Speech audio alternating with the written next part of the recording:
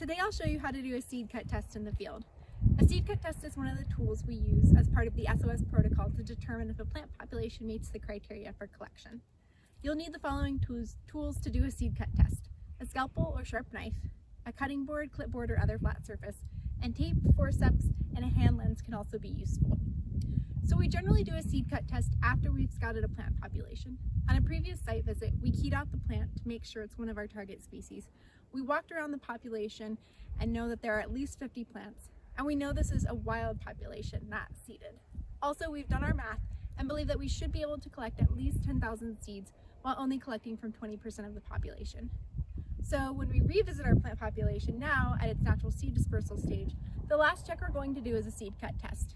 This will tell us how much viable seed we can expect to collect. So we've randomly selected a few plants to collect seed from. We want to do multiple cut tests on multiple fruits per multiple plants so that we can get a good estimate of the amount of viable seed. Then I'll put the seeds on my cutting board or clipboard. If it's windy or the seed wants to roll away, you can put a piece of tape down to hold them in place. Generally, we're going to cut the seed lengthwise so that we get the best view. Depending on the seed, this is easier said than done.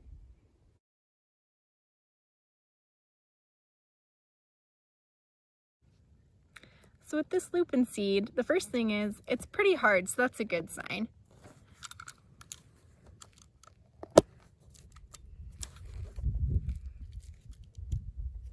So I'll just cut open a few and see what we can see.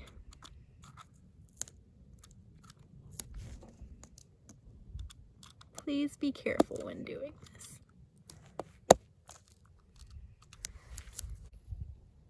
So now that I've cut open my seed, I'm going to determine whether I think it's a viable seed, whether it's immature, or whether it's damaged. What we want is viable. So the first thing I'm looking at is the fill. If it's empty or only partially filled, that means the starches or embryo aren't fully developed. So you might want to wait before collecting from this population. It could also be empty because something has eaten it. Look for signs of larvae or other insect damage, such as holes in the seed coat.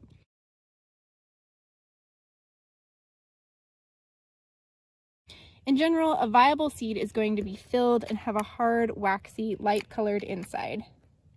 Of course, this is going to look a little different for different species, so if you can, look up some pictures or talk to folks who have collected this species before going out in the field.